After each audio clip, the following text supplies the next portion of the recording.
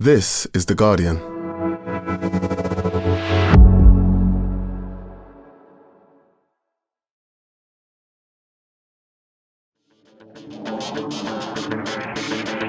Hello and welcome to The Guardian Football Weekly. So last week's title winners Manchester City are now sensationally out of the race after a comprehensive 2-0 defeat at home to Spurs, who were good all over the pitch for almost all of the game. Weird. Meanwhile, the biggest crisis klaxon looms over Graham Potter, hammered 5-1 at home by Chelsea. West Ham fans streaming out well before the final whistle. The Premier League is back. Although Nuno seems the most likely to be in voice note territory, how on earth could Forest let go their best manager, maybe since Brian Clough? Two words that rhyme with Evangelos Marinakis, perhaps. Arsenal hammer Leeds, some big positives, including bringing on someone born in 2009, but injuries to Saka and Odegaard. Barry relegated Everton, christened their new stadium with a win. Brentford and Bournemouth get their first wins of the season, while Villa, Manchester United, Fulham, Brighton and Wolves all remain winless. We'll do all that, which is quite a lot. Answer your questions, and that's today's Guardian Football Weekly.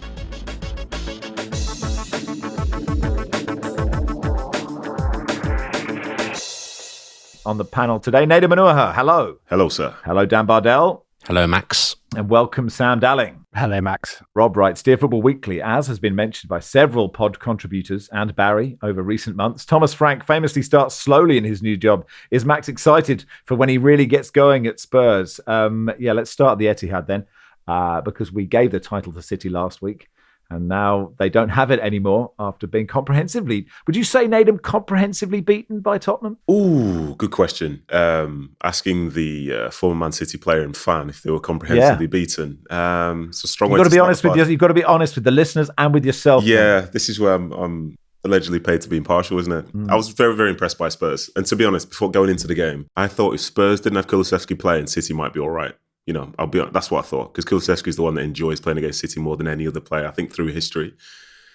But then Spurs started and they played really well. I think the way that they were very much on the front foot for the vast majority of the game, and obviously there were times when they had to withhold a bit of pressure from City and so on, and some opportunities which City had, but it's impressive that they can go there, play in that manner and look so good and feel so comfortable in doing it. So I wouldn't necessarily say comprehensively outplayed as such, but as they walk off the pitch, they know that they deserve that result based on the moments that they had and the ones that limited City from getting. I think City will be disappointed to have not scored. But yeah, it's another beautiful day at the Etihad for Spurs. You know, seems to be an annual thing at the moment. Taking back to the old days when we used to get slapped around by City, but those days are gone now. I think that's 6 goals in a row now, is it? Without City scoring against them in the last 2 games at the Etihad. Yeah, I mean, I suppose that's the thing. Yeah, well, no, that was 4-0 last year. But, you know, Spurs can beat City and be good and have bad seasons. Every Tottenham fan is thinking that. It's a tough read, and I'll be honest with you, this time of the season I find the hardest to sort of be in media, because there's the emotional side, then there's the logical side, and I try so hard to not overreact. I try so hard, but sometimes you got to do it both ways. But I was impressed with Spurs, and given the fact of how they played last week at home to Burnley, so there's that's the range, isn't it? How do you perform against like teams who you expect to be near the bottom? How do you perform against teams who are going to work near the top? And that's 2 pretty consistent showings so far. And what I like as well from Thomas Frank's perspective is that he made changes for both games to suit the needs of the match itself. So yeah, the Spurs are all right, you know. I thought after the Super Cup, all that talk of, in fact, speaking with Kate Mason, legend that is Kate Mason, we were talking about the legend of being Spursy and how it disappeared, but we noticed it disappeared over time, not in the space of games, because they went from winning the Europa League to then losing the Super Cup. And there was no game in between really that took away that Spursy title. But I think Thomas Frank's Spurs might be different in the league, I guess. Yeah, I mean, and the midfield, Sam, was really good. You know, Bentancur, Paulinho, and Pape Sarr were brilliant in this game. Yeah, they were, and I think that is critical. It's what they missed a lot last year as well. I know we talked about the flying fullbacks and Ange's style and Ange ball, so we don't need to go back over that. But they missed that solidity in midfield, and Bentancur sort of fell away from being the player he was that everyone expected him to be a couple of years ago. So it was just a brilliant performance. Like, that is, to misquote Thomas Frank, I mean, that is an operation that does go well. The patient did not die up at the Etihad. I mean, you could say, well, they won their 4-0 last year under Ange, so in theory it's not as good. But it was a superb display, and just so impressed. And I hope, well, we'll see, isn't it? It's so early to know whether that will continue. I remember a couple of years ago under Ange, they were top and everyone was talking them title contenders. But I like Frank. He's coming out with some good lines, talking about falling in love with club and wants players who want to play for the club as well, which I think is a really good thing in a manager. But a good result for Spurs. And actually, so much talked about last week about not getting Eze, Dan, and the only player, well, they brought in two players, right, that are making Paulinho and Kudus, and Kudus is running with the ball, and actually his defensive work, just all round, he's playing like the Kudus that we saw, I think, 2 years ago at West Ham, and it makes such a difference. Yeah, I think Nedum's right to call out the fact that, there's no Kulusevski, there's no Maddison, so everyone's asking, well, where's Spurs' creativity going to come from? But actually, they didn't win that game with creativity. That they won that game with energy and pressing. And in the first few games I've seen Spurs, Kudus has been a massive part of that. He's a fun player to watch on the ball, but like you say, he's worked very, very hard as well. And Spurs did a great job. 2 clean sheets as well, but it's not just stemming from the defence. It's stemming from the whole team and the way Thomas Frank has set them up across the 2 games as well. I wondered how would we judge where Spurs are at after they beat Burnley as well, but to beat Man City, beat Burnley, I've got concerns about Manchester City still. I don't think beating Wolves last week was the true barometer of perhaps where City are at, because I think Wolves are going to be pathetic by and large this season. But I've got to say, Spurs have been really, really impressive. Thomas Frank is such a good manager, such a likeable manager, and it's a great start to the season for them. City were great against Wolves, Nedum. And, Tijani Reinders was player of the year after that game. It's now a total fraud after this one. Haaland missed chances. Trafford is really interesting, actually. Tombo says, I'd appreciate a defender's view from Nedum on Spurs' second goal, more on the setup at the goal kick than the ensuing fiasco. 3 players in your own 6-yard box feels like it's asking for trouble. And Trafford actually got more and more nervous as the game went on, I thought. Yeah. And this is a really, really interesting point, because I think you can almost split yourself into 2 camps here. There's the camp which features a lot of older players saying, why are you playing the ball short in general? But then there's the camp that sort of push back a little bit, because it's the intent versus the execution. And I think there's a really good camera shot from behind Trafford's goal when he tries to play the ball to Nico, and fundamentally plays it to the wrong side. Like if he plays it to Nico Gonzalez's left foot, then it changes the dynamic of the press from perhaps Sarr, because Sarr ends up being the one who almost has the ball played to him. But what I would say, for James Trafford, and to be fair, lots of other people now, you get a chance to appreciate how good Edison is, because some of the time when there be that many players in and around that space, this is when you see Edison play a longer ball that almost sets someone through on the other side for the City forwards. And I think Trafford will probably get that in time. But I think playing for the likes of Man City and so on, you're not really afforded time based on the mistakes that you make, because every point in itself is so crucial. So I think for Trafford, he's tried to do the right thing. And I thought, in fairness, in the first game against Wolves, I thought he did do well. But as Dan's saying, maybe Wolves are going to be in the pits of hell this year. Who knows? But yeah, I think it's an execution standpoint. And I think seeing someone like Edison or Ortega's, those who've done it before, whether someone thinks about what they can save or their general passing, they don't really give tons of opportunities like that up when they're playing in their normal flow. And I don't think they get worse in games either. And some of that will probably come with experience, because for James, this is the biggest platform that he's probably seen so far. The interesting thing, Sam, is, by all accounts, City have agreed personal terms with Donnarumma. I mean, you can agree personal terms and not get the player. We've established that. But that is interesting, because he's sort of known as this unbelievable shot stopper, but not great with his feet. Yeah, and I wondered the unsettling effect that might have on James Trafford, because by all accounts, he was basically set to go to Newcastle. People around him were saying that's where he's going, and they had a bid accepted, and Manchester City basically had this right to match, and they came in and took him back. And he'd said he's not short of confidence, James Trafford. He straddles that line between confidence and arrogance really well. He is loved. I spent some time talking to people around him. He's not the biggest for a goalkeeper, but he always wants to play, right? At 16, he texted the manager of Curzon Ashton when he was on the City's Academy and said, can I come and play for you? And the Curzon Ashton manager went, yeah, I'll ring you back shortly. Never rang him back. So they've missed out on that. And he's only 22. Jordan Pickford didn't play his first Premier League season until he's 22. And he's come back from adversity a lot, James Trafford. He was dropped by Accrington Stanley when he was out on loan after a few mistakes, so spent time on the bench there. Bolton fans didn't want him. They were like, why are we getting an Accrington reject in? And actually he ended up falling in love with the club. They fell in love with him. He still goes to watch them. 2 days after he won that 21 Euros, he was back watching Bolton in the pre-season friendly in the away end. And people talk about England the 21s, right? He kept all those clean sheets. He actually only played one game in the qualifiers building up to that. He was never the first choice. He's always been a late developer physically. So I just think at 22, he's gone in as City's number one. It's big pressure, but he has played a lot of football. Even at Burnley, he got dropped, right? And he got dropped. And then the day after, he had to walk into the England training ground and like face everyone because it was international camp, having just been dropped. So they talk about character and resilience. It'll take him a bit of time. But this Donnarumma thing is like, hang on, you told me I was going to be number one. And if Donnarumma comes in, I am not going to be number one. Like, why am I here? Because he's at that stage of his career where he wants to be number one. So it's a funny one with Trafford. I hope he does well. He needs time. As Nedum says, you don't always get that as a goalkeeper at somewhere like Man City. Yeah, but fun if he's number one and Donnarumma is just doing like the warm up for him, before the game. One other thing, specifically on his footwork, right? He goes back in the summers and works with this non-league keeper at work. He was at Workington Reds called Jim Atkinson. He just loves this guy's footwork, his distribution. So he knows it's something he's got to work on, and he's humble enough to spend his summers going on back and doing that. And I think that speaks a lot about him. There is nothing you don't know about James Trafford, Sam. Who knew? What a booking. What a great booking for us today. Look, well done to Tottenham. And Brennan Johnson as well, who scores lots of goals and no one ever talks about him. Scored another, didn't he? Let's go to the London Stadium. West Ham 1, Chelsea 5.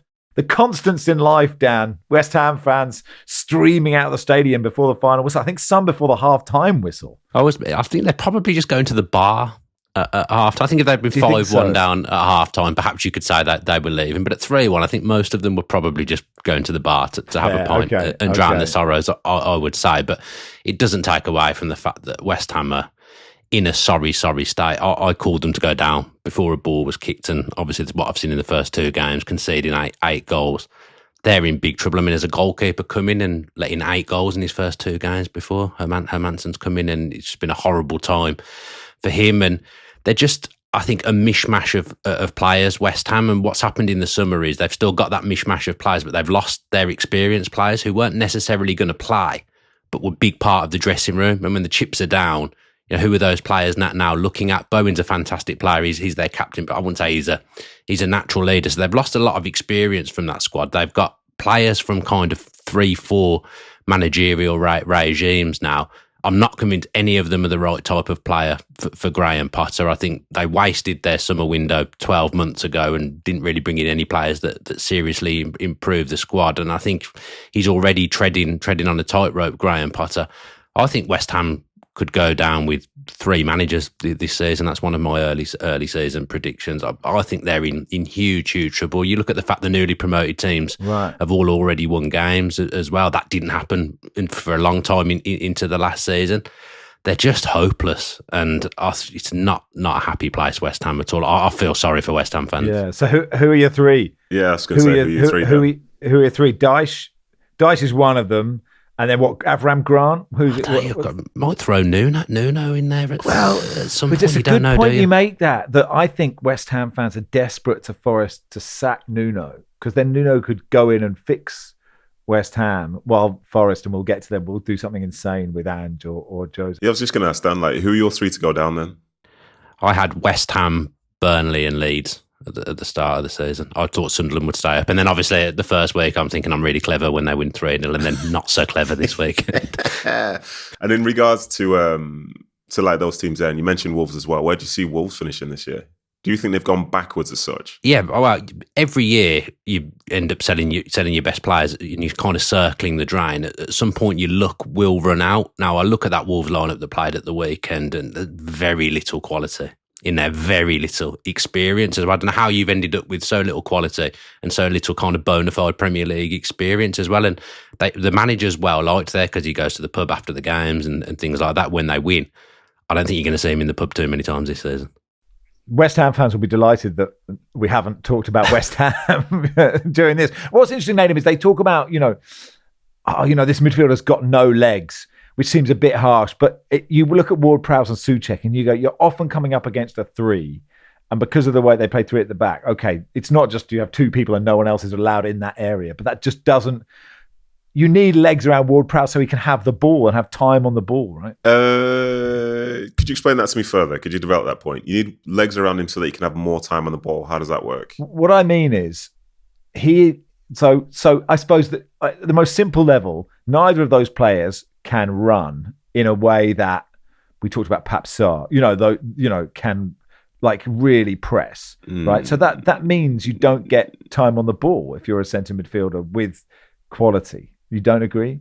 No, it's not necessarily that. I just think it just depends how you want to perceive it. So someone could say that they don't have legs in midfield as such, but I'd imagine with those two, if we looked at their running data, they actually do cover a lot of ground. Sure, I think some of it's probably come in terms of, say, the ability to run at high speed, but someone like Pap Sarr is more of like an exception with that as opposed to the norm. So yeah, it does feel funny for them in that midfield area, but I think Graham Potter and the rest of the team would know that those are the strengths and weaknesses of those players and have a style which basically would suit them. And I don't necessarily think that they're always. They don't seem to have it at the moment. Yeah, they don't have a style that suits them at the moment. Yeah, I totally agree, and it's a bit awkward with Graham Potter just because, like, I personally, like, I've hold my hands up. I think I like him, but I feel like being in at West Ham is a tough job for who he is and how he carries himself, because I don't think he necessarily fits in with how most of those fans like perceive their club and their football. And as in the same way, for example, when he went to Chelsea, a lot of people were doubting him. Like, he's gone to West Ham, a lot of people are doubting him for like equal opposite reasons because of the sort of feel that he has within the club itself and its identity. But yeah, those midfielders, I wouldn't say that they don't have legs, because there will be other games when they could be, say, applying more pressure and so on. And I just think this West Ham are really poor at the moment. That's it. We'll admit they're really, really poor. But for example, would you say that, say, Will Hughes got way more legs than, say, like Souček or Ward-Prowse or someone? Would you say that, yes or no? I just haven't. It's a good question, because I don't know if I've studied, but I feel like Will Hughes. But why? I love Will Hughes. I don't know. Will Hughes, I mentioned Will Hughes not to like call him out to shame. I think Will Hughes is brilliant. I remember playing against him like 10 plus years ago. I thought he was brilliant then. I think he's brilliant now. But he himself and like Wharton in that midfield have got so much ground to cover.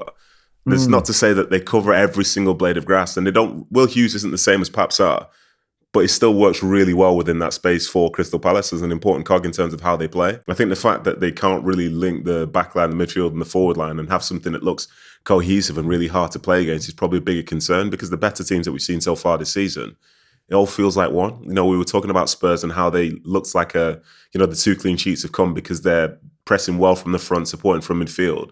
There's matching aggression at the back. I think that's the same for some of these other sides, like the way Chelsea took them apart.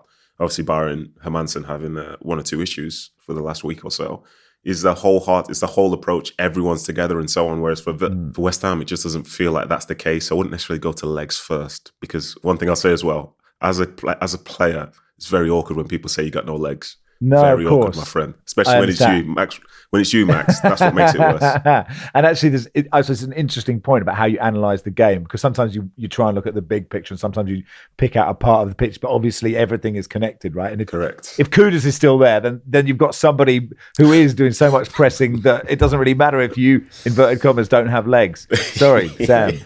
I think it's that they're very different kind of players and what their role is. Like, Will Hughes is an orchestrator. I love watching him play, and I love the fact he's now a regular Premier League footballer. Souček feels like he's in that role where he actually isn't there to link the play, and that's a problem when you've got 2. He's basically making a career, and I know this is oversimplifying it, of arriving and being that goal-scoring midfielder. Kevin Nolan, the type who will get you 10, 12 goals from midfield. So it's a very different role, and when you've got a man in midfield who's doing that, and you're not carrying him, but that's where I think you need another one in there to link that play, because he's not designed to do that.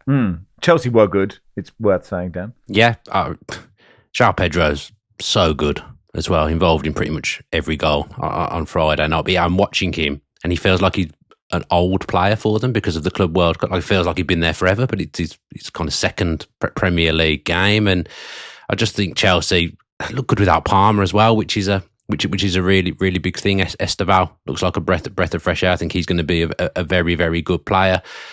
1-0 down, could have gone into themselves, didn't, got themselves back in the game and ended up absolutely thumping West Ham. I think they've got a nice variety in their front players, the players that they can bring in now after 3-4 years of Todd Bowley and bringing in every attacking player in existence. Kind of finally, it feels like that attack is kind of well balanced. So no doubt they'll go on and sign 2 or 3 players to add to that this week and make it unbalanced again. Chelsea are really, really good. I think Maresca's done a really good job there. It was interesting.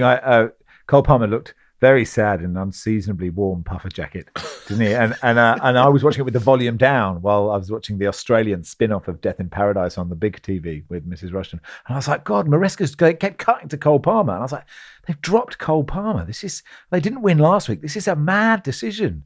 But it turns out that he got injured in the warm-up. Yes, Sam, you wanted to say something about Pedro as well, Sam. Well, I mean, I just love him. And it feels like this is now his stage to really become a world-class footballer. It feels like, as Dan said, he's been around ages. And my wife is a Watford season ticket holder. And so I watched him a fair bit when he first came over. And actually, when she was then my girlfriend, he saved her birthday once because we had a very late night in Leeds. We went to Huddersfield. It was freezing cold. We were not in a good way. And the day didn't really start until he scored the first of two. But like, he has this ability to conjure stuff from nowhere. And I think that is, he can get on the end of things as he did with that header, but also he's one of those players with the ball at his feet who can just make something happen. And he's got this tattoo on his arm that's, I think it says predestinado, like predestined. And it's like some players like Estavio comes in at 18 straight to stardom. He has played a lot of football. His dad was a professional footballer who was then in prison for murder over in Brazil. And so he had a tough upbringing with his mum. Fluminense spotted him and brought him across to their academy, and he wasn't always the star, and it was all that same old story of like physical development, and like the club had to help his mum out with money and things like that, and they came over and not really speaking any English, and then it was lockdown at Watford, and his stepfather, who we'd been very close to and had come over and lived with him and his mum, like he died really suddenly. I think he had like acute pancreatitis, so like died 3 days after falling ill, and 2 days after the funeral we scored his first Premier League goal, and I think he played at the Emirates 5 days after his stepdad died, and they were really close. So like, he's a really strong, resilient character. It feels like he's moved up through the steps. He's done Watford, plenty of games there, Brighton, and now he is at this stage where like, I really do think he can be one of the best players in the Premier League. Like, it's a wonderful story. If you look at that story from a like journalist narrative type of view, sure. It's that story, that rising. I just love him. I think he's brilliant. All right, that'll do for part one. Part two will begin with what on earth is happening at Nottingham Forest.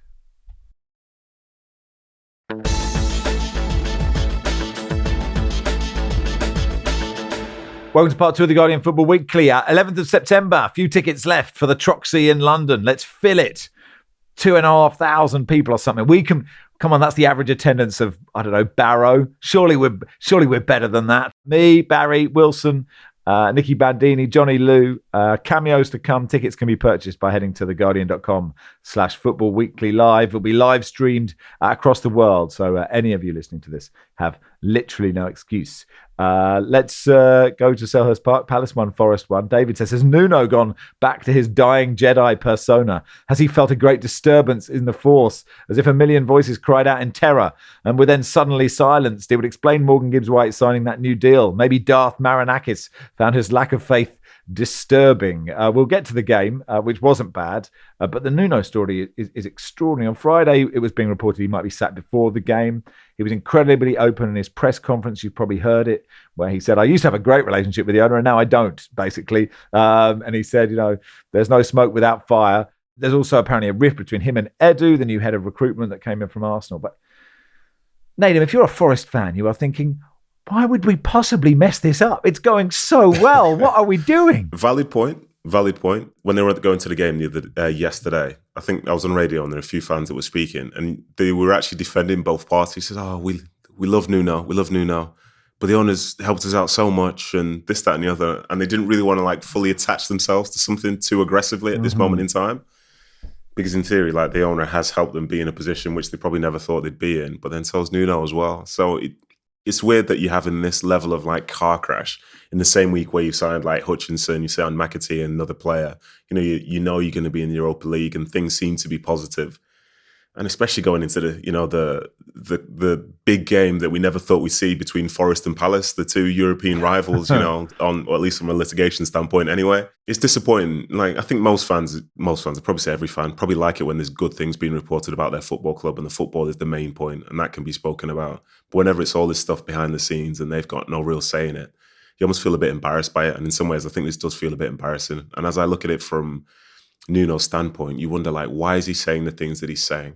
Why is this? What is his own end goal as such? Yeah. Because if there's no relationship there, and sort of like airing out your grievances in public isn't necessarily going to make it any easier, especially against an owner who's not shy of speaking up himself and making his own decisions. So yeah, it must be tough to be a Forest fan right now, because you can't just talk about the football and look forward to the season ahead, but you hope that somehow it's sorted, but I just don't see it. With a new director of football and Nedum coming in, maybe he would never have picked Nuno in a million years if he could start over, and I guess that's going to be the narrative that rumbles on until one of those decides to make the decision. Sure. And I mean, the thing is, Dan, if like Nuno's not going to go into that press conference and say that if he thinks he's staying, right? There's just no way. I mean, it's odd that you would say it anyway, like, because if you're going to go, you're going to go, and someone will pick him up because he's such a good manager, right? He's proved it at Wolves, he's proved it at Forest. But I mean, maybe there is. The only thing you can think, I guess, is does he think if he publicly stands up to Marinakis, a bit like Trump likes a strong guy,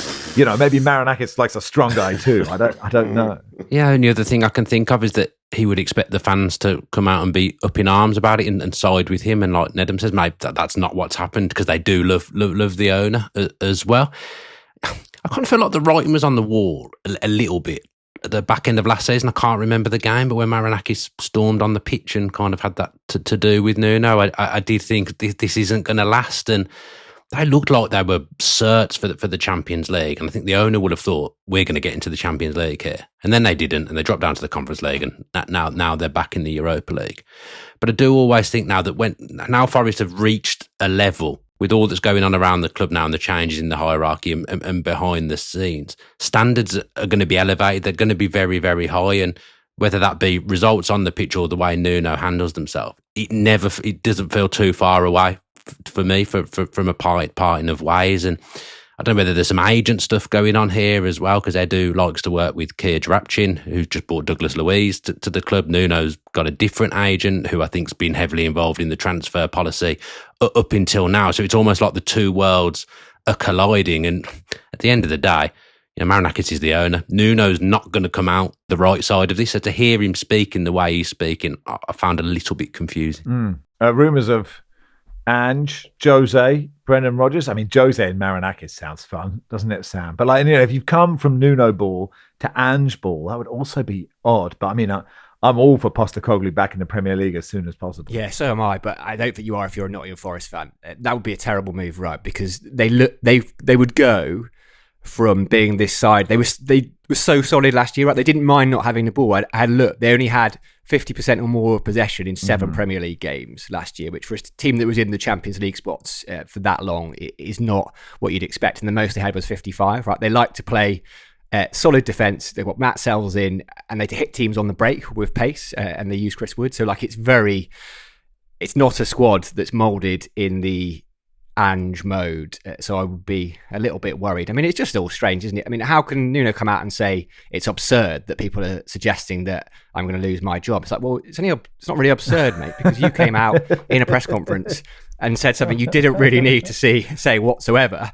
And the jump is, I mean, football journalists do tend to make some quite big jumps in terms of what people say and what the headline is, but it was a relatively small, little stream that most have jumped over to reach this discussion. So yeah, it's odd, but not Ange, Mourinho and Marinakis. I mean, wow, that could properly be fun for the neutral, not for Nottingham Forest, who have had such a good couple of years and are on this upward trajectory. Just to then chuck a couple of fireworks in and explode it, nah, not for them. Yeah, speaking of chucking fireworks in, Philippe Auclair says, that banner, please discuss. No, Philippe, we're not going to discuss it, but we can't tell you what it said. Palace fans unveiled it wasn't quite a tifo, it was just a big banner with a picture of Marinakis with a gun to the head of Morgan Gibbs-White. And Gibbs-White is quoted saying, Mr. Marinakis is not, in red pen, involved in blackmail, match fixing, drug trafficking or corruption. The Football Association is investigating the banner. Marinakis has consistently denied any wrongdoing in relation to all such allegations. I mean, the game itself, Nedum, Palace better first half, Forest better second. Highlight of the game, that pass from Dan Ndoye to Hudson-Odoi was so good, wasn't it? Yeah, it was a great pass. It was a great pass. I think you summed up the game pretty well there. But yeah, to give credit to that ball, as a defender, sometimes you get caught in this sense of everything's all right. There's nothing to worry about. And then every so often, because it is the Premier League, because these are some of the best, in and around Europe and the world, they can just find that little moment, see a pass that maybe no one else can see. And then good luck to you trying to catch Hudson-Odoi when he's running through like that. So yeah, it's a beautiful moment for them. It's a fantastic bit of football. And obviously there was so much more surrounding the game itself, but I like the fact that there was some quality in there to discuss as well. So yeah, it's a great ball. It's a great goal. And I'm just, like I said, I'm just glad that I don't have to worry about things like that anymore on the pitch in front of tens of thousands of people. Yeah, Forest almost won it. Igor Jesus hitting the post in injury time. Amari Hutchinson had a chance even later than that. Palace did beat Fredrikstad 1-0 in the Europa Conference League playoff first leg on Thursday night. To the Emirates, Arsenal 5, Leeds 0. Dan, lots of positives for Arsenal, some negatives. Should we start with the good stuff? Victor Gyökeres with his first goals for the club. And the way he took his first as well would be, I was going to say music to the ears, but I guess it is for the Arsenal fans because, it was just like he did it all by himself. Yeah, lovely goal. I did think the dialogue around him was a bit OTT after the first game. He played one game. Just he didn't score in his first game, it was like an absolute disaster. I liked his penalty as well, the way he kind of brushed himself off and took the penalty. It was a great penalty. I thought it was a great day for Arsenal, first home game of the season. Just these set pieces, I know we talk about it every time, and it's a bit boring now probably to an extent, but it's almost like a get out of jail free card, and it must be such a energy sapper for the opposition that you're in the game, you're doing okay. Manchester United last week, they started that game well, they're doing well, and then Arsenal get a corner and they just score off it. It must be so demoralising as an opposition defender, and once they go ahead, they're going to go on and win that game. And I just thought it was telling that Ødegaard and Saka have gone off injured, and we'd be talking about that like it's an absolute disaster, and obviously they are Arsenal's two best players. But just look at the squad now, they've got so many different options. If those two players weren't to play next week, I still think Arsenal would be okay now. So I think they've recruited really well in the summer. I think the new sporting director's come in and really made a statement, got business done. Arsenal look well set to me, and once they went 1-0 up, the result was only going to ever go one way, and it was that Arsenal were going to score a lot of goals and win that game comfortably. Yeah, although they do play Liverpool next week, so maybe I still think they'd be okay. Yeah, that's so interesting, isn't it? Well, we'll get to Ødegaard and Saka. You mentioned the set pieces. Declan Rice's delivery is so good, Nedum, and I mean it's like a free kick, isn't it? Should there be more players who are as good at that, given they just train all week kicking a ball? Shouldn't each team have someone who can just whip it under the crossbar 9 times out of 10? Well, I think if it was that easy, then everyone would be of the same level. Mr. Rushden. I don't think that's the way football works. No, I think I think everyone will be scoring penalties all the time. Like a Kane or a Tony. It's also not the way it works. Then also everyone within like the NBA would always be making their free throws as well, because you can practice millions of those if you want. You can. But I think it's the skill that he has himself, and I think his teammates' appreciation of exactly where it's going to go. And you can put it into a certain area, like if you practice, but it's the speed of it as well. It's the height of it. Like some of the better players, it's not even going that high. Say the higher it goes, the more chance the goalkeeper's got of being able to get to it, or someone being able to address it and so on. But it comes in so flat, relatively speaking, with such speed that realistically, even if an Arsenal player doesn't get their head on it, it's just chaos.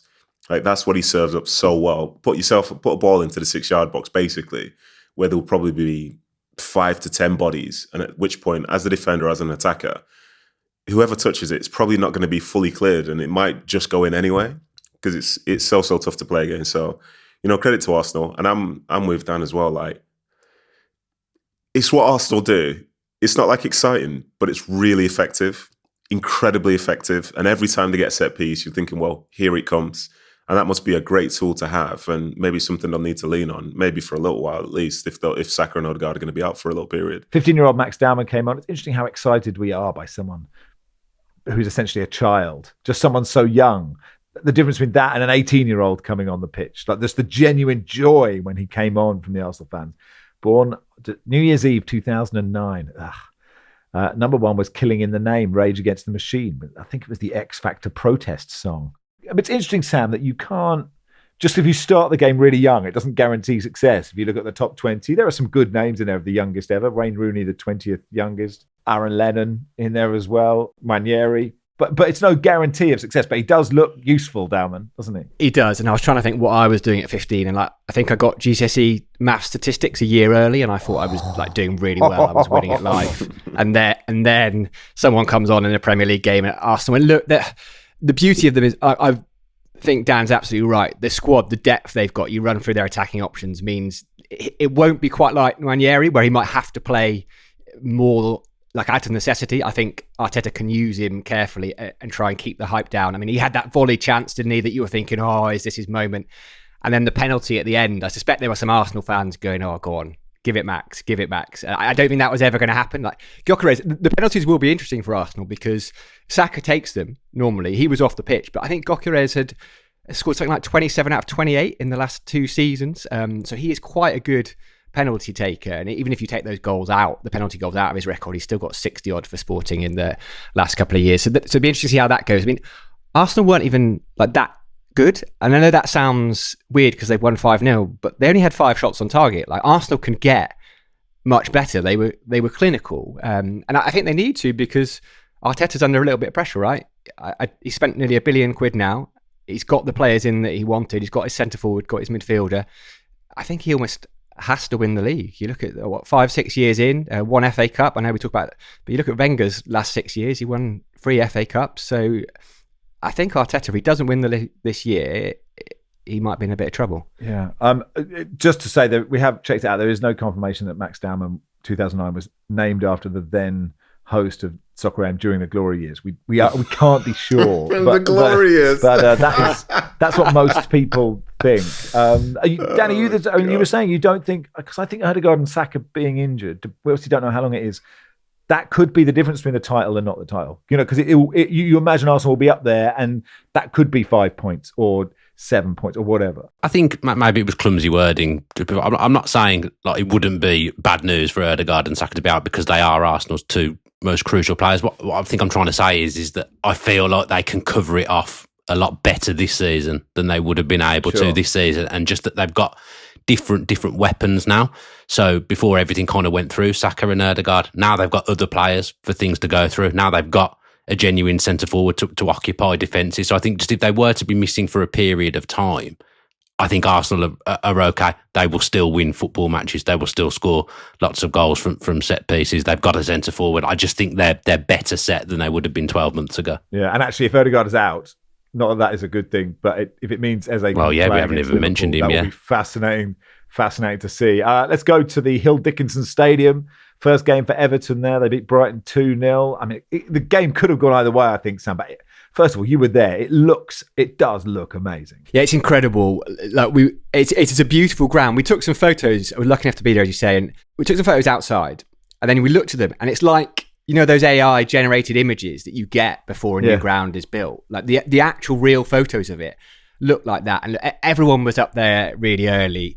The acoustics in it were absolutely exceptional. The noise that home end can make, I don't know what it does. I don't know much about architecture, but they have designed it. Obviously, there were quiet periods, but when that noise got going, I think it will be the loudest ground in the league. I really do. That I never know, the sirens thing I always find a little bit weird, but my word, that was loud. Like the PA system, that's probably the most money they've spent on anything. The PA system, it was absolutely deafening, and it was brilliant. Look, it was a privilege to be there.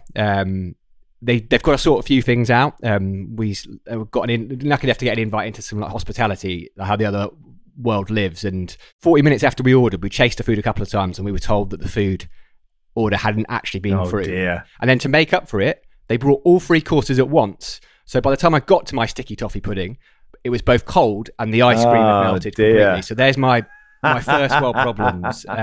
It was a tough day out for me, and it was a good game, and I think Everton got a little bit lucky, to be honest. I thought Brighton were the better side. I think Everton are going to struggle this year. I think Grealish gives them a puncher's chance. It's just Grealish and Ndiaye, who I think is a bit wasted out on the right. But yeah, any other day, other than the first day on the new ground, I think Brighton win that game quite comfortably. That's interesting, yeah, because like Matoma hit the bar, didn't hit 0-0. Welbeck had a great chance. Van Hecke hit the post, and O'Reilly had a massive chance at 1-0. Pickford says that, but Danny Welbeck penalty after an obscene handball. I mean, I suppose, like Ndiaye, Nedum, we've talked about it before, but he's such an exciting player. Scored the last goal at Goodison, the first goal here. Are you a pub quiz question anywhere, Nedum? Kind of, yeah. Oh, what is the question? I think as it stands, well, to be fair, no, I'm not. I nearly was. I take that back. I was nearly the person who, in 2011-12, I would have been the only player to have played for a team that won the Premier League and got relegated in the same season when I went from City to QPR. So I'm quite glad I avoided that one, because that's a bit embarrassing, isn't it? Talk about a drop off. Who else is there now? Couldn't tell you. It couldn't tell you like from that extent. But yeah, talk about flipping belief in someone's ability. No, you're not going to win the league, but maybe championships for you. But yeah, Njai, I think he's awesome, and I think it is a shame that he won't play on that left hand side because I think it really suits him and the way that he plays and the magic that he has. Like, I was caught in between two places with Everton because I love the fact that, it's a family club, but then I'm also still attached to like the Dyche years where I didn't really enjoy watching them as such. But then I think back to the David Moyes years and it was people like Stephen Pienaar would be playing that left-hand side and they were so good to watch. Pienaar and Baines down that left-hand side. Like, I loved all that. This is when Everton were a lot more progressive, and I think Njai in some ways reminds me more of a Pienaar back in those days for the way that they would play and put you under so much pressure. So it's a shame that he will be out on that right-hand side, but his impact definitely is there. And those fans, like, you can see that they love him for the way that he plays through some dark times in terms of them being respectfully quite boring. He always seems to find that little bit of magic.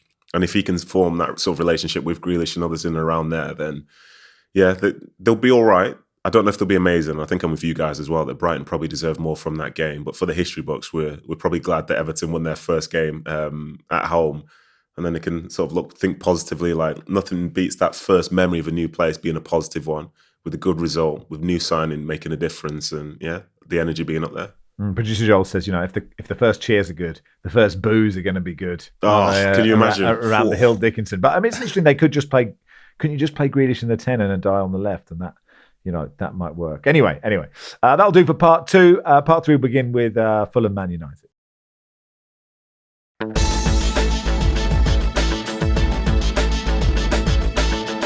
Welcome to part 3 of the Guardian Football Weekly. Alex says, did that 1-1 draw prove that United can beat anybody? Do you know what? The penalty, Dan, is interesting, right? Because Bassi is holding Mount, but Shaw is fouling Muniz at the same time, I think. And Lars has made the point, there's a total imbalance in the risk of an attacker committing a foul and a defender. And maybe that has always been the case. But now they can look at them and decide, well, that's a foul and that's a foul, but we'll give that foul. And it's illustrated by the fact that Lenny Euro pushes Bassi for the United goal. But that doesn't matter because if he gets penalised, well, he gets penalised. So I don't know. I got slightly irked by that whole situation.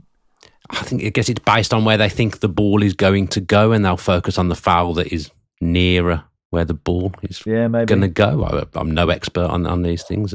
Well, to jump in there, the ball actually went closer to the foul behind Bassi. Because if you remember, it ended up being a back post header. Oh, right, yeah. I think yesterday, and sorry to jump in. No, please do. I didn't want to handle that question, to be honest. Listen, I don't want to handle it either. But I think they were saying in the commentary that the Bassi foul happened first. Right. So that's what they were focusing on. And I don't know, man. It was weird to even be looking at it thinking, is that a foul? You know what I mean? Because Mount himself even didn't like fully sell it either. It's like something's happened. Mount's in the way of Bassi trying to go and do something else. So I was wondering, like, as a player, what?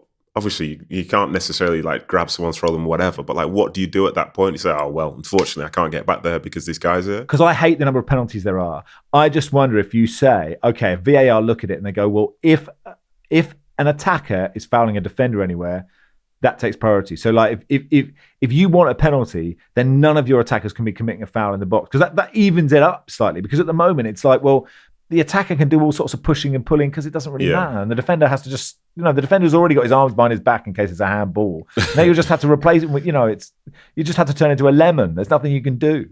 Yeah, you're basically just a mannequin from set pieces now. And it's a good point. It's good to see you've got your Defenders Union card with you as well this year. I'm a big fan of that, Max. But again, listening to what they were saying in the commentary about how they're going to be trying to clamp down on that this season, I just think it's disappointing because as the defender, like, it's a really physical game and the people you're playing against are also incredibly strong and they've got a huge desire to try and score in the goal that's probably about 2-3 yards away. So sometimes, like, your body will be put into positions which you're not thinking about consciously, but it's just happening due to like just general jostling within a game. Not least of all, because some of the way that you jostle with the player is similar to like when a long ball comes up to the striker, you don't have your hands behind your back. Like you're both jostling for the ball, but the attacker might be in front of you, but the ref won't give a free kick there. But if that same thing happens in the box, then it's a penalty. And I think that's a shame. And just going off pure vibes, because obviously the rules are the rules or laws are laws or whatever. The push from Euro felt like more of a foul to me completely than the penalty they gave against Bassi. Because I was like, well, he's put two hands in his back. Bassey's basically like, if Bassey was small and he's laying on the floor, it's probably a free kick. Yeah. Because Bassey's stronger, he's penalised, and it's like, well, unlucky. Just got to be stronger yourself. Yeah, and actually they say, he's got to be stronger there. It's a sort of cliche. I hate that so much. And it's just like, it doesn't matter if you're a big unit. If somebody pushes you in the back, you're still pushed in the back. Like that affects what you do, and it affects where the ball goes. Beyond that, Sam, the penalty was interesting, wasn't it? I think Bruno has criticised Chris Kavanagh, another northern voice. I'm really looking forward to the. I'm going to play all the referees' voices at the end of the season without seeing who they are and see if anyone can guess who they are, because they've all got exactly the same voice. But like Bruno criticising Chris Kavanagh for sort of getting in his way when he's in his zone. Does he have a point? Well, and it was like he didn't mind him doing it. It was the lack of an apology from the referee. That's what Bruno seemed to... I'm sure he wouldn't have liked him to enter his zone. But yeah, it was, he didn't apologise to me. And that put me off in between starting my run-up and then going back to this stuttering run-up. That feels a little bit like excuses to me. I mean, you probably shouldn't let that. The ref was just doing his job, right? Interesting how Chris Kavanagh, he said Fulham and then just Manchester. It wasn't Manchester United. Yeah, just Manchester. Yeah. Like what we play in Pro Evolution Soccer, we haven't got rights to the actual team names. Yeah, I think so. It's a bit Larry David from Bruno, wasn't it? The commensurate apology for the what you have done. Yes. What did you make of?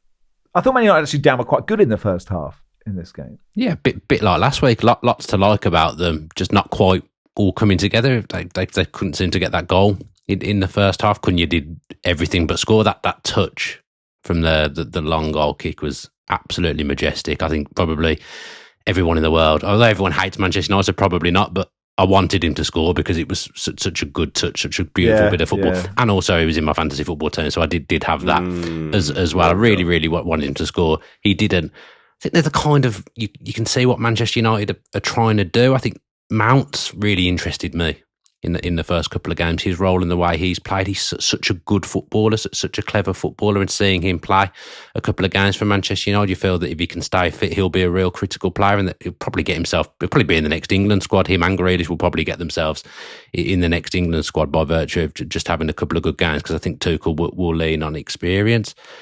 They need midfielder. They need a central midfielder.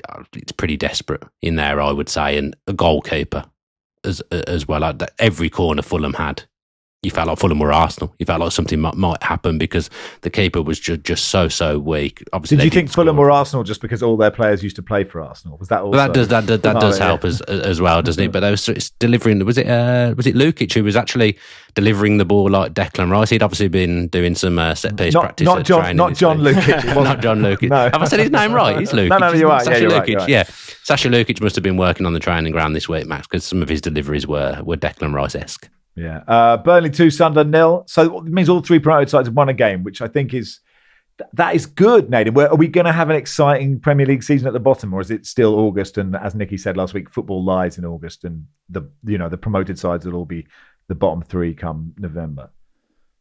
So I don't think the three promoted sides will go down this year, but I'm firstly rooting for Sunderland to be the team that stays up. But I don't know. It's like it's so easy to overreact at this point in the season. I think realistically, when you'll see what's what is when these next like 3 international breaks are over, and you're heading in towards a time in like November, December time where it's just games. To say that like the first win on the board doesn't matter would be a lie, because it does, having been somebody who previously held the record for longest period to start a season without winning. Another pub quiz. Thank you to Sheffield United for taking that record away from my QPR team of 2013-14. Thank you very much, guys. Or 2012-13 rather. It does matter just for like energy, you know what I mean? And the fact that all three teams have won at home, that brings a sense of belief, and the fan bases will always think that when they're coming to a home game now, that there's a chance that the team's going to win. And I think the longer that goes, you can sense it as a player in the crowd. You know, the way that people start talking about you in the media and stuff changes. So the way that managers get questioned changes, and then you feel like a narrative switch, because now the media is almost feeding stuff into your fan base like, you guys are no good. You've got no chance whatsoever. Why are you even here? And so you make a mistake in a week and it's like, oh, this is what such and such was saying about on that show or whatever. But yeah, those wins definitely do matter. But in reality, these teams will be make or break. It's like, can you win consecutive games? Can you go a stretch of time unbeaten? Can you stay intact with everyone else around you? And at the moment, in terms of what the bottom is, like, United have got like 1 point, but do we think that they're worse than Burnley, Leeds and Sunderland? Absolutely not. So yeah, let's not lie to ourselves too much in August, but still celebrate those moments because they'll probably be few and far between as the season progresses. Yeah. And actually, first goal is crucial, Brian, but Sunderland had chances in this game. Mayenda had a really good chance in the early, but Burnley scored the goals. And actually, Sam, I loved both goals. Like the setup from Anthony for Cullen is great. The pass from Cullen to Anthony is great. Yeah, it is. I think Cullen has almost taken over from Josh Brownhill, who I think was offered a new contract and he was their player of the year last year and he didn't take it up. I'm not sure he's found a club yet, but Cullen's a company man. He came over from Anderlecht with him to be their metronome. So it's great to him. It's great to see Jadon Anthony as well. I know he went from Bournemouth to Leeds and I think his mum passed away midway through the season. So he's dealt with a bit and to see him score that goal was absolutely wonderful. I do think it is really important. I know it's only the first two games, and I take what Nedum's saying, but I think if Sunderland go and win that game, and then again, I know it's 2 games into the season, but suddenly Burnley are 6 points behind Sunderland already. So yes, there's still 38 games to go, but I think psychologically for Burnley not to be 6 points behind a fellow newly promoted side is really big. Yeah, I also like the strobing floodlights, and slightly annoyed that they turned them off to carry on the game and didn't just start playing, Set You Free by Entrance or whatever. Brentford beat Villa 1-0. Like, this is a huge win, this, Dan, for Keith Andrews. And I loved what you said afterwards. It was scrappy, it was ugly, and I loved it. I hated it. So Keith feels the opposite about the game. To me, Villa kind of made it easy for Brentford, but Villa looked toothless. We could still be playing now. And Villa wouldn't have scored in that game. Brentford dug in, were resilient, needed a reaction off the back of what happened last week, and they got it. I think it was 2 kind of stale teams who have obviously lost players in the summer, haven't done loads of transfer business. But I think Brentford, just by having one new addition to their front three, it gave them something. It gave the fans something to get behind because they had a new player, and I think that's what won them the game ultimately. Villa, I think, could have named most of that starting lineup in 2021 and looked very, very stale. I've got to say so. I think a draw probably would have been a fair result, but so watch Villa kind of outplayed by a midfield Villa lose to a midfield of Henderson and Yarmouth and not really ever get a grip on that midfield was disappointing. But Keith Andrews needed a good result because if they'd lost again, there'd have been a load of noise around him that I think would have probably been unfair. So well done to Brentford, but I thought Villa, from Villa's perspective, is a travesty. In the last 2 weeks, has your mood slightly changed? Because I seem to remember at the start of the season, you were like, look, Emery's there, the squad's good, this is fine, we haven't bought anyone, but it's fine. It doesn't sound like that now. No, I'm hoping that Nicky's right and that kind of August is a lie, because I've not enjoyed August so far from a Villa's perspective, both on and off the pitch with losing players and being hamstrung and not being able to really do anything unless we sell it. It's hard because the manager's so good. I'm loath to criticise the manager because what he's done at this club has been absolutely phenomenal. I've never seen anything like it. I think tactically he's got a few things wrong in the first couple of games. We've looked toothless. We haven't scored in the first 2 games. And if I think Emery's kind of reign at Villa, it's about scoring goals and lots of goals. But the first 2 games we haven't looked like we were going to score once. I haven't got excited once. But I do think off the pitch it's kind of bled on the pitch now. Since Jacob Ramsey's gone, it seems to have done some real damage to the dressing room, and they just look like a lack of belief and kind of players that are walking around kind of not knowing if they're going to be there or not at the end of the window because of the rules and the constraints and how Villa are working under them. That it doesn't feel like a happy, cohesive place at the moment, and I just want the transfer window to shut. It's almost like we're waiting for the transfer window to shut for our season to start. Sure, and like PSR obviously is hard if you're this club. But have they done things wrong? Oh, yeah. Their wage spend is 90% of their total revenue or something like that. So is that the mistake? I'm trying to work out where, obviously, I can understand if you're a Villa fan, Newcastle fan, you're saying PSR is bullshit. And if it wasn't there, we'd be great. But are there things Villa could have done differently in the last few years to not put themselves in this position? It's maybe more prior to Emery. They could have done stuff differently, but I still look at who I think Villa's best players are in the main or in their best 11, and the bulk of them were already at the club when Unai Emery walked through the door. I think I saw a stat yesterday that since he's been at the club, Emery, Villa are £10 million in profit. So we've qualified for Europe every single season without actually spending a penny in terms of transfer fees, because we're 10 million in profit. We've done some sensible business over the years, and we've done some bad business over the years as well. But it's this revenue thing. We are never going to have the revenue that Manchester United have, that Chelsea have, that Manchester City have. It's just not going to happen. And you've been penalised for something that you're almost not in control of. And then the club can then try and put prices up and whatnot because they say they need to for PSR, and then that impacts the fans as well. So I just think all round PSR, it's impacting everyone involved with Aston Villa, but not in a positive. I understand there has to be rules, but I do think it needs to be looked at because it's absolutely killing us right now. Just a word on Mikael Damsgaard, who had some twinkle toes and played really well in that game. Finally, Bournemouth beat Wolves, their first win of the season. I liked Pereira after the game, not complaining about the red card, just saying it's a pity. If only all managers did that after they had their centre-back sent off. But we fear for Wolves, do we, Nedum? No, I don't fear for Wolves. I'll let Dan talk about that one. Let's tell me more about fearing for Wolves, Dan. Do you look at that team and think that's a team that's not going to be involved in a relegation battle? And once you're involved in one, there's obviously then a chance that you're going to go down. Yeah, I don't necessarily look at them. I don't think they'll be going down, and I don't think they'll be in a full battle as such. But again, it's tough because again, it's August. That's why every take I have at this point in the season always comes with that caveat, it's early. You know what I mean? Gyökeres didn't do much last week. Oh, but it's early. Does well this week. Yeah, but it's early. This team's not doing. Yeah, but it's early.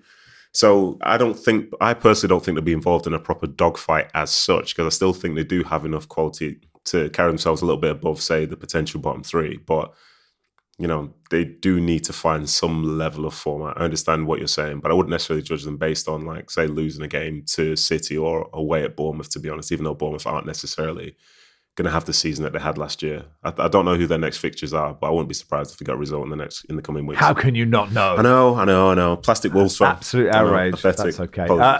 Newcastle play Liverpool tonight. We'll cover that on tomorrow's pod. Sam, your feelings going into this? My feelings? I mean, how long have we got? It's not long. 2 minutes, maybe one. I'm looking forward to it, right? It's going to be a cracking night. There are obvious extra spicy elements to it.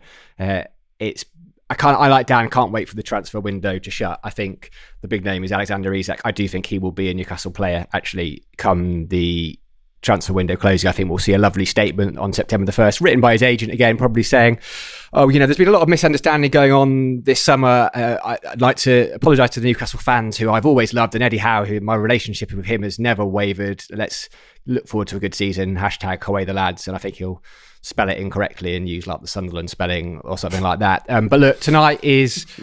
Oh, yeah. It's big, on the game itself. I think it was 3-3 last year, high intensity. I'm looking forward to it. Liverpool have got defensively, they're still sorting themselves out. Right, they haven't got a right back. Gyökeres is still settling in. I wish we had a centre forward. Yes, of course I do. But Newcastle have got pace. The midfield battle will be brilliant. I don't think Slot and Eddie Howe are the kind of characters to the stuff that's going on transfer wise is way above their heads. I don't think that will impact them. It will definitely impact the crowd. It will turn it up a decibel or two. I mean, without going into the Isak stuff in detail, that's all I can say, really. It's been done plenty of times, and there's probably nothing new I can add. A word on Coventry, beat QPR 7-1. It's like your old days, Nedum, at Loftus Road. Whoa. Don't be like that. Don't do that. Same day the club, do that, my friend. Same day the club announced they bought their ground. Apparently the XG was just over 1. Although looking at the highlights, It definitely didn't look. It looked more than 1. Watching them score 7, I must admit. Highlight of the game was the optimistic QPR player picking the ball out of the net in the 92nd minute or something and running back to the centre circle. 7, we're still in this, lads. Oh, Max, honestly, I hate you so much. But carry on. Mark Langdon messaged me this. Lots of people have seen it. Notts County subs yesterday. Gordon and Bennett, and just standing there perfectly next to each other. It's a lovely picture. We've got an EFL pod next Tuesday. Producer Joel hoping QPR stay terrible until the weekend when they host Charlton. Following presumably Charlton's humbling at Cambridge in the producer-presenter Football Weekly derby in the second round of the Carabao Cup on Tuesday. Sam, finally, you're at Morecambe. You had a busy weekend. You're at Morecambe for this injury time winner for their new manager. It was wonderful. You know what? I mentioned Everton earlier, right? When I was sat there waiting for me dinner, watching, was it Ashley Young and Louis Saha speaking from on top of a hotel stand with a swimming pool at Fulham, and then panning to poor Palace fans who've been screwed over from multi-club ownership. I was just wishing I was back at Morecambe where football was so pure.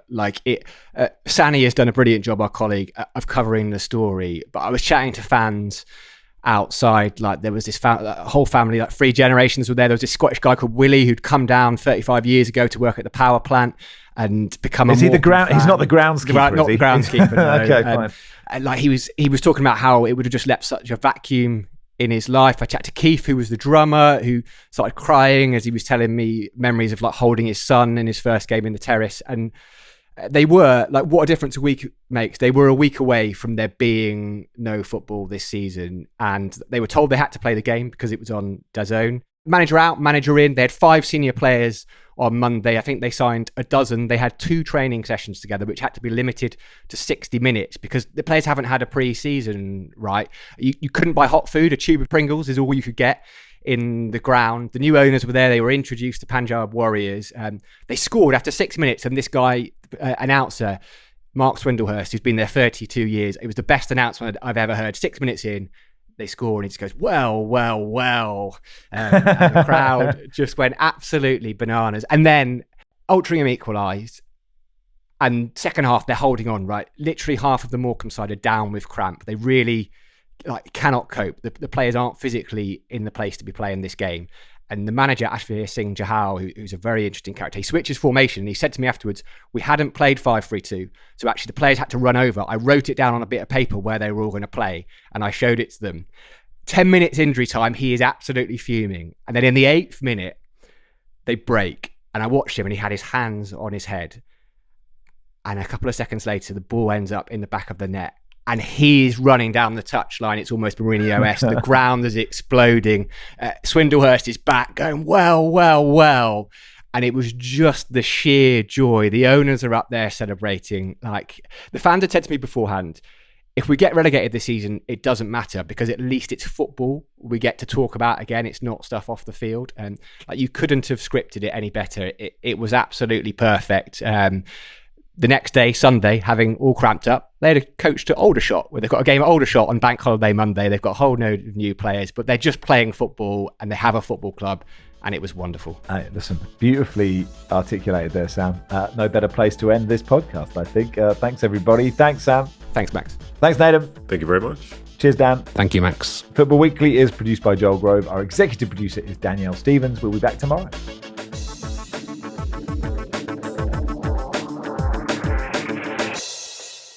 This is The Guardian.